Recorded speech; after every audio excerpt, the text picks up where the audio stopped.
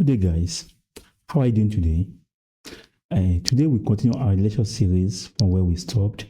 Today we're going to be looking at dynamic memory allocation in C through the use of the std library. It provides us with the flexible memory management at runtime. So now let's see why dynamic memory allocations. In C programming memory allocation lets you request memory, maybe extra memory from the operating system during program execution. The runtime means when your program is being executed, not at compile time. This is vital when you do not know the exact memory requirement beforehand. So you need memory that persists beyond a single function scope. So that is the reason why we may have to make use of dynamic memory allocation. The core idea of this is the heap. The dynamic memory allocation in C allows program to request memory from the heap. That is, the heap is a large pool of free memory. Understand? Our normal file, we have two types of memory. We have the stack and the heap. So the stack works at the compile time, while the heap runs we make use of the heap at the runtime, command time for extra memory through the help of our pointers as well. This makes it possible to handle data structure whose size change during program execution. So the proper use of this routine is essential for writing flexible, efficient, and robust programs. Now, we have four fonctions here being used. We have the malloc. The malloc means memory allocation. We have the calloc, and the calloc means categorical allocation. And while we have the realloc, the realloc also we have what is called reallocation. Reallocating to the memory again. And the last one is the free. Where you use to free the blocks of memory that we've created. So to avoid memory leak or a pointer and dangling pointers. So now let's see one of them, which is the malloc. The purpose of malloc allocates a single block of memory of a specified size in bytes. To return value is allowed. So I want to see something. A single byte, what? Specified size in bytes. Return value. The return value is void. That means it did not return value to it. So for us to return a value, we need to cast it to a type that we wanted it. So whether through the use of a user define or through normal integer, if we require more integer sizes, so at runtime, then we can cast it to integer. We also want to use struct. We see a sample of them when we use it in some sample before. That we make use of what? We use some memory allocations in some of our applications. Then return void to the beginning of the allocated block. This pointer should be cast to the desired data type.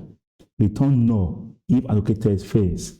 So the memory state, the allocated memory block is uninitialized. That means it contains garbage values. It's not initialized as compared to the what? The calloc. Calloc is initialized to zeros when it's being used. When we create it. So when we create it, let's see a sample of malloc now. Through the help of this library, you won't be able to see malloc if this library is not included in your program code. So now we have a pointer called scores. Then we also have number of students. We want to allocate how many number of students do we want to have more. Now this is the number of what? This one give us 5. We want to have 5 more extra integers value with it. We use the value here. Here's the pointer here. So we cast it to what? To pointer. Understand? Malloc number of students, which is 5. Like 5 here, multiplied by the size of int, which is 4. The size of int is 4 bytes. So the 4 bytes, if we put short there, that means it's going to be 2 bytes. But this is what? A size of int, which is 4 bytes, multiplied by 5, that will be 20. So we have 20 instead of what? 4. So we have out of memory on the heap. Now, we check if the scores is equal to null here. If the score equal to null, then memory allocation fail for student scores. Then we return 1. Understand? Because in our main function, int, right? We already returning 0 here, so can return 1. So then use the allocated memory e.g. scores and store to store the number of students. Let's see. Let's now loop over. We loop over the number of students, I++, iterate, then the scores of these. Remember, we're incrementing by 1 here now. Scores of I. You see, we're now pointing to the next value, assign some dummy scores to it. I plus 1 multiply by 10, we store it in the value of the first scores. How many scores do you have in the scores here? This is the pointer here. The score is an array. Then we score the first index. That means number of 5. We have 5 number of students. Then the first student, we take in the first value, which should be what? What is the value here? I, that will be 0 plus 1, that will be 1, multiplied by 10, that will be 10. The first one. The second also we are assigned when I equal to what? 1. This is when I equal to 0, the first index in an array. Then there will be 1 plus 1, that will be 2, multiplied by 10, that will get the score here.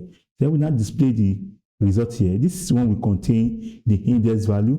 The %d, we hold this. Then when array of 0, we get you the first index, which is 10, array of this. So that's and so on and so forth.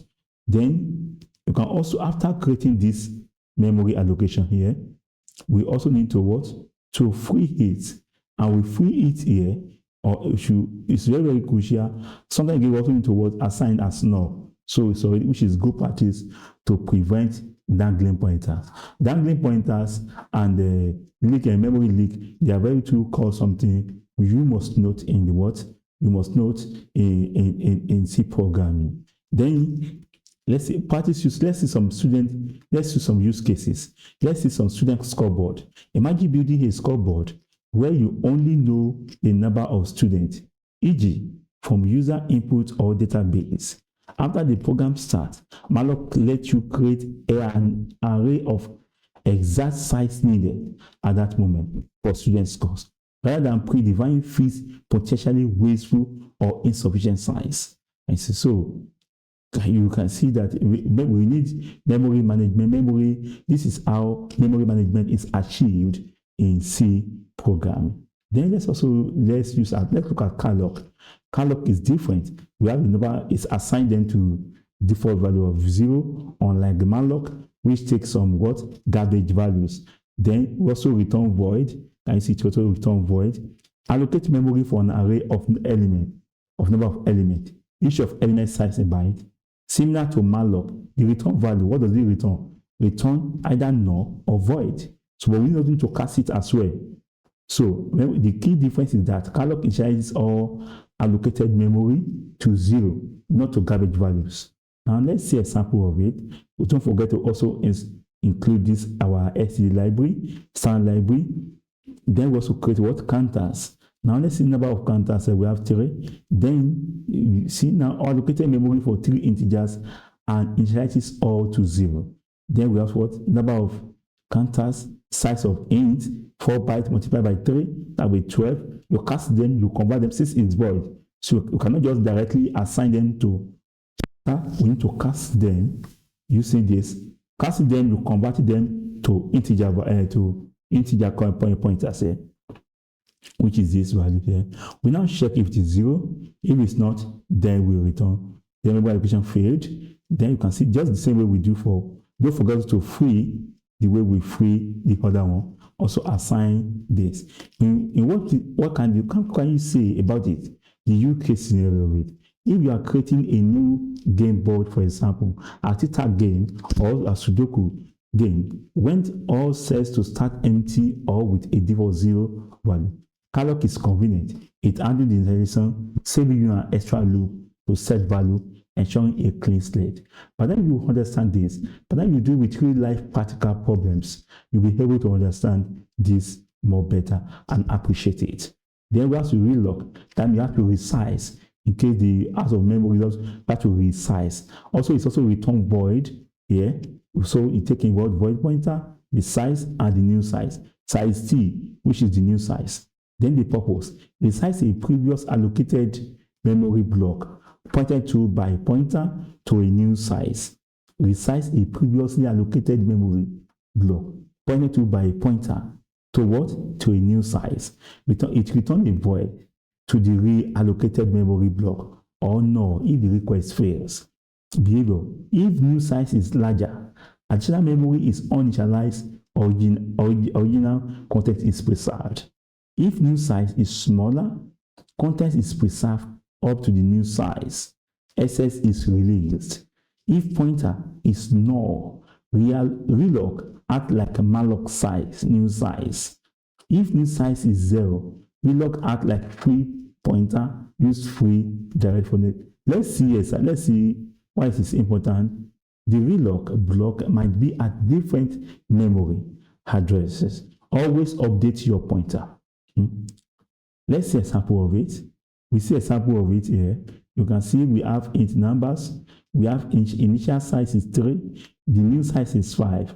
Now initial size, let's initialize it to what? Malloc. We firstly get malloc by location. We are first allocated using malloc. And we get if the malloc, then we convert them to what? To integer here. We check if it is, what? I'm not using braces. Know that it's because it's a single line statement. You can also use braces to avoid some kind of errors. We said earlier in classes or in class or in the program. So then we now have our what? The for loop. The for loop to initialize, initial initializes, which is 3. Now, print initial array, number 0, number 1, number 2. Reallocate to a larger size. Now, let's reallocate. Let's create a temporary file of pointer of integer. We create a pointer of integer. We allocate the numbers. This number here of initial pointer we created here. Then we put here, which new size? What is the new size? New size is 5. Multiply the size of int. That is what? We now allocate this one out with a what? A new size, which is higher than the other one. Then we now have 4 times 20 is 4. 5 times 4 is 20. Then we check if the temporary is not scored what? Free original sort reallocating failed. Then free original block reloc failed something. Return 1. That's right. Then we now assign none. Update the pointer now. Our pointer will not take instead of days before. So we now have the temp is now days now. So update pointer to the new or possibly same locations. So after doing that, then we now loop over here to a new size. Then we can now update just the same way we did for the other time. In our calloc or malloc programs, we can now get our index informations more than like 5, can have up to 5 new sizes here. Then we now free it. We free it. Let's see some practical situation. Where you can see this. Expanding a shopping cart. Imagine a program where users can add items to a shopping cart. You might start with a small array to store the items. As the user has more items than the current array can hold, like maybe your basket, you use realloc to expand the cart's capacity, dynamically accommodating new items without limit. Now let's see the allocation. Let's go to the allocations. The allocating using a function. This is the function we use. We just put our pointer, our created memory something inside the function, and that is all. And we also appoint, and it's also what it return void. The purpose, the allocate releases every block of memory previously allocated by malloc, calloc, or realloc.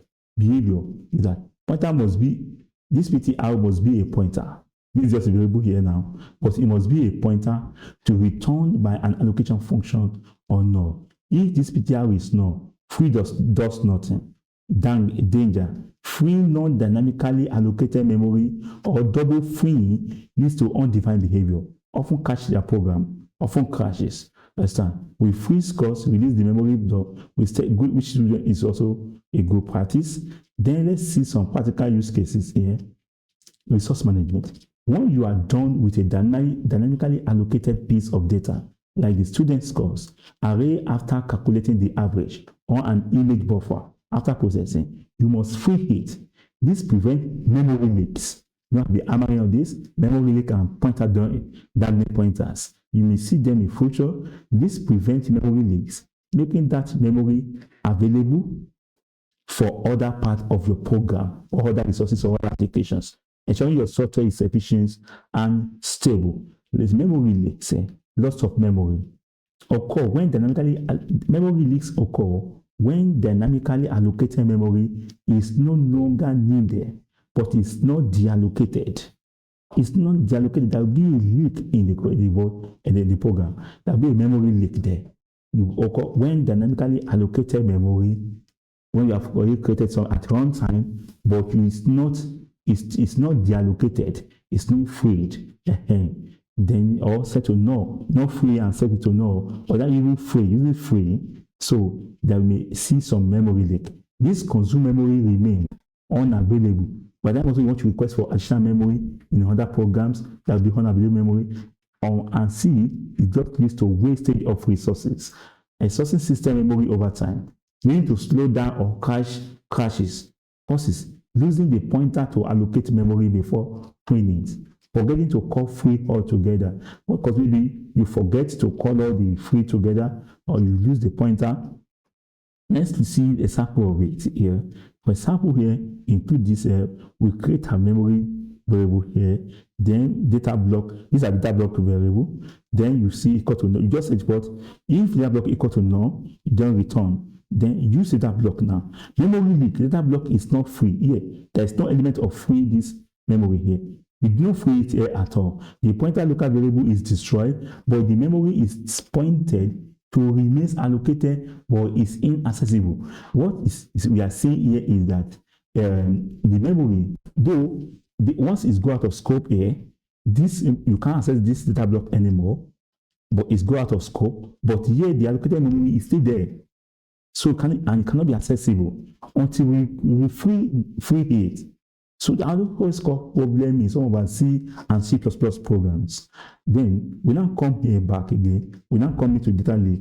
First leak, second leak. You call it first time. Anytime you call it again, there will be leakage in your program. So now let's look at memory leaks. Okay, let's see prevention.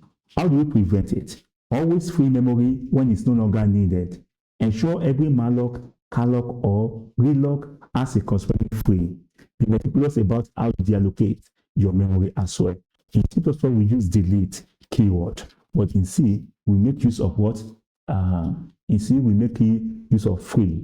Dangling pointer now is the last one over here. We have dangling pointer pointing to invalid memory. A pointer that points to a memory location that has already been deallocated. When you are pointing dangling pointer, it doesn't wait, so don't create the memory before, and you're already pointing to it again, so that people will be able to it's pointing to a local variable address after functions return. Causes accessing memory after free has been called on it. Returning a pointer to a local variable from a functions. Danger of dangling pointer. Using a dangling pointer leads to undefined behavior. This can mean program crash and segmentation faults. You see sometimes in our program as well. Silent data corruption, erratic and unpredictable program behaviors, overwriting unrelated data is free memory. In freed memory is reallocated. Danger of it. Your program can crash, your data can get corrupted, erratic and unpredictable program behavior. A program can begin to misbehave. Overwriting unrelated data is free memory is reallocated. Then let's see a sample of it here. Now we created a file here, a pointer here, a memory here. We check if this now. Then we point what? When equal to what? Is equal to 100. Print value before free. Value before free. You get the value here, right? Then after we are free, memory is deallocated here. Pointer is now a dangling pointer. That means pointer is equal to 200. Undefined behavior. If we set this one to 200, it will work out. It has been free. We created it here. It has been free here. If now uncomment this now, uncomment this place, and leave this one alone, it will cost what? If the pointer is no longer allocated to anything, she has been free. So that will go to be a what? cause what? A dangling pointer. So then you can also see, we also see create an integer. Again, pointer example 2, let's see. You can see create an integer to return an address, int s, this. Then you can also see we create an integer address. You can also follow these examples. Then how can we prevent this? How can we just prevent this? Set pointers to null immediately after freeing the memory they point to. This helps to prevent accidental reuse of data-specific pointer variable. Be careful with pointer scope and lifetimes. Do not return pointers to local stack. Our normal one is we return to local stack. I mentioned it in the beginning. We talk about the stack memory, which happen at the compile time, and we talk about what the heap memory, which happen also on what the runtime. So then, if a function needs to provide memory, it should either allocate it dynamically and it's called before you're responsible for freeing it. Allocate it dynamically and the caller becomes responsible for freeing the caller is responsible for freeing it. Write to memory provided as argument by the caller. So thank you very much. I think the lecture was interesting. Please, if you have any question, please let me know. Have a wonderful day. Bye-bye.